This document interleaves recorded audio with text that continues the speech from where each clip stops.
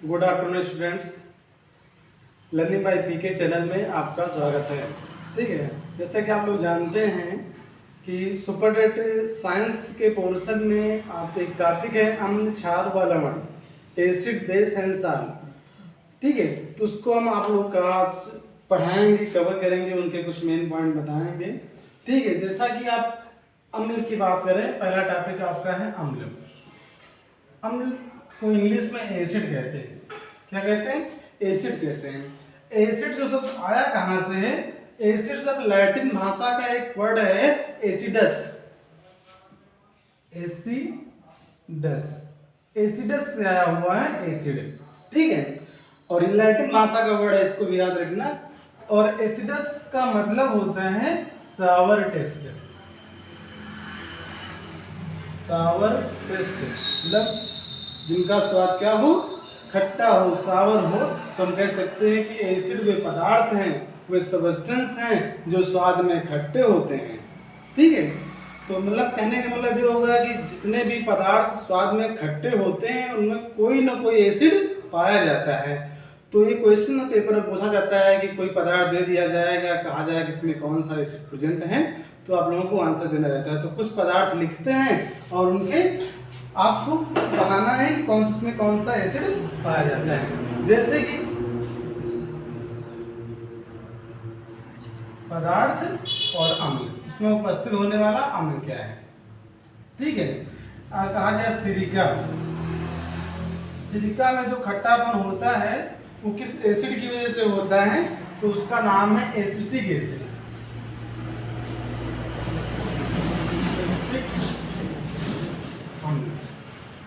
Acetic अम्ल, इसमें पाया जाने वाला जो अम्ल है वो एसिटिक अम्ल है। दूसरा हम बात करें, अगर हम दूध की बात करें या कोई मतलब खट्टे दूध की बात करें, तो इसमें से एक अम्ल पाया जाता है जिसका नाम है लैक्टिक अम्ल। लैक्टिक अम्ल। और एक प्रश्न इससे पूछा जाता है लैक्टिक अम्ल से कि जो मांसपेशियों में दर्द होती है वो किस पदार्थ की मतलब जमाव के कारण होती है, किस पदार्थ के कारण होती है? तो हमारे मांसपेशियों में जो दर्द होगा वो लैक्टिक अम्ल के जमा हो जाने के कारण होती है। और जब उसे छुटकारा कैसे पाएंगे? जब हम कसरत करते हैं या जब उसको रब करते हैं, मलते हैं, तो लैक्टिक अम्ल कार्बन डाइऑक्साइड और H2 में टूट जाता है और इससे हमें दर्द से राहत मिलती है।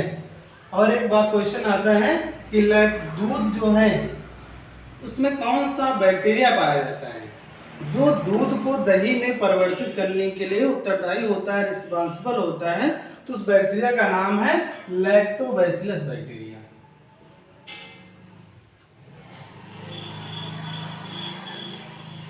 लैक्टोबैसिलस नामक बैक्टीरिया पाया जाता है, जीवाणु पाया जाता है जो दूध को दही में परिवर्तित करता है। ठीक है, अगला हम बात करें कि ऑरेंज की बात कर लें, संतरा लें, आंवला,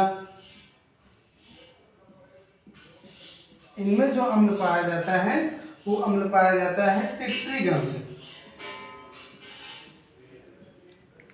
सिट्रिक अम्ल।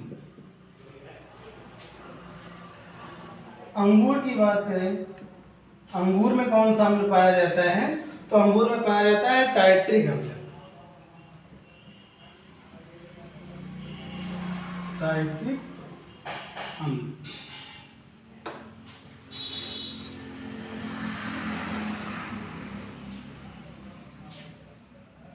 सेब, एप्पल, सेब की अगर हम बात करें तो सेब में जो एसिड पाया जाता है वो होता है मैलेइक अम्ल। मैलेइक अम्ल।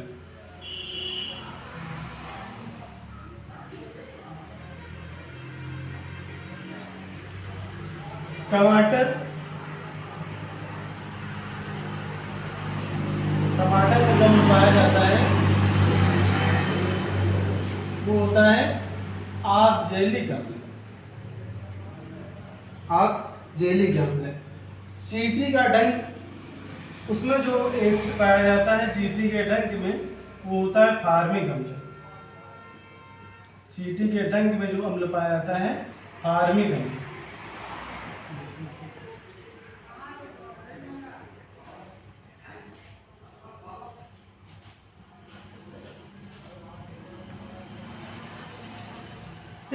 पदार्थ है और उनमें पाए जाने वाले एसिड हैं जो परीक्षाओं में पूछे जाते हैं। ठीक है, अब हम बात करते हैं कि अम्ल के मतलब परिभाषा के बारे में। तो एक डिफिनेशन आप पढ़ चुके हैं कि कह सकते हैं कि वे पदार्थ जो स्वाद में खट्टे होते हैं अम्ल कहलाते हैं। दूसरी डिफिनेशन है, अगर हम इनऑर्गेनिक अम्लों की बात करें तो इनऑर्गेनिक अम्लों में ये डिफिनेशन आप उसको हम टेस्ट नहीं कर सकते, इनऑर्गेनिक अम्लों को हम टेस्ट नहीं कर सकते हैं। तो उसके लिए अलग अलग साइंटिस्टों ने, अलग अलग वैज्ञानिकों ने अपने ढंग से अलग अलग परिभाषाएं बताई हैं। इसमें से एक परिभाषा है आर्नियस, एक वैज्ञानिक है, उनके अकॉर्डिंग तो उन्होंने बताया कि जो अम्ल होते हैं, एसिड जो होते हैं, वे पदार्थ होते हैं जो जल में घुल करके हाइड्रोजन आयन देते हैं। जो जलीय विलयन में हाइड्रोजन आयन देते हैं अम्ल कहलाते हैं। हाइड्रोजन आयन या एक शब्द और आता है हाइड्रोनियम आयन। हाइड्रोनियम आयन का फार्मूला होता है H3O+, जो जल में घुल करके या जलीय विलयन में घुल करके हाइड्रोजन आयन या हाइड्रोनियम आयन देते हैं अम्ल कहलाते हैं। हर एग्जांपल हम कैसे इसको एक्सप्लेन करेंगे, कैसे समझेंगे कि कैसे हाइड्रोजन आयन देते हैं। इससे हम एग्जांपल ले लेते हैं हाइड्रोक्लोरिक अम्ल। हाइड्रोक्लोरिक अम्ल का फार्मूला होगा HCl। ठीक है, अगर इसको हम वाटर के साथ में जलीय विलयन में घोलेंगे तब होगा क्या कि हाइड्रोजन ये एसिड है, H+ में टूटेगा या Cl- में टूटेगा और H+H2 में जुड़ करके H3O+ बनाएगा। इसी को बोलते हैं हाइड्रोनियम आयन और यहाँ से Cl- के फॉर्म में निकल जाएगा। अब ये हाइड्रोनियम आयन क्या है? एक अनस्टेबल कंपाउंड है। अनस्टेबल का मतलब होगा कि स्टेबल नहीं है, कुछ ही टाइम में H+ और H2 में टूट जाता है। H+ और H2 में टूट जाता है। ठीक है, अब यहाँ आप देखेंगे कि जो रिएक्टेंट साइड है, रिएक्शन का जो एक साइड है इसको कहते हैं रिएक्टेंट साइड और ये हमारा प्रोडक्ट साइड है जिसको कहते हैं उत्पाद। ये विकारक साइड है और ये उत्पाद साइड है। यहाँ पर भी H2, यहाँ पर भी H2, अगर दोनों को क्रॉस कर देते हैं तो हमारी रिएक्शन बनती है कि HCl अगर हम वाटर में घोलेंगे तो बचेगा क्या? H+ और Cl-। तो ये डिफिनेशन बनाते हैं कि हाइड्रोनियम आयन या हाइड्रोजन आयन। जो हाइड्रोजन आयन दे वो क्या है? अम्ल है। और एग्जांपल हम लेते हैं, अगला एग्जांपल हम लेते हैं सल्फ्यूरिक अम्ल H2SO4। H2SO4 फार्मूला, इसमें अगर हम H2O मिलाएंगे तो ये टूटेगा H+ में और HSO4- में, HSO4- में। अब ये HSO4 फिर से टूट जाएगा, हाइड्रोजन इसके पास अभी भी है तो ये H+ में टूट जाएगा और ये SO4- में टूटेगा।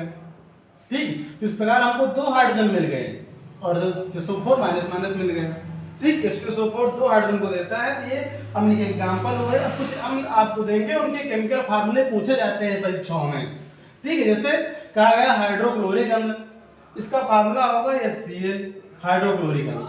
अगला फार्मूला सल्फ्यूरिक अम्ल, जिसको H2SO4, इसको तेजाब के नाम से भी जानते हैं। एक नाम इसका और भी होता है किंग ऑफ केमिकल्स, रसायनों का राजा भी इसे कहते हैं।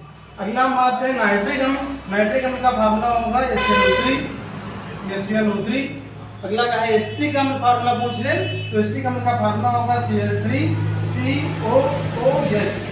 है फार्मिक अम्ल, फार्मिक अम्ल का फार्मूला होगा HCOOH। ठीक है, तो ये कुछ विशेष अम्ल थे जिनके रासायनिक नाम आपसे पूछे, केमिकल फार्मूले पूछे जा सकते हैं। ठीक है, तो आज यहीं पर क्लास स्टॉप की जाती है। आशा करते हैं आप लोगों को समझ में आ गया हो। अगर आप समझ में आ गया है तो इस वीडियो को लाइक, शेयर और सब्सक्राइब करना ना भूलें। Thank you so much.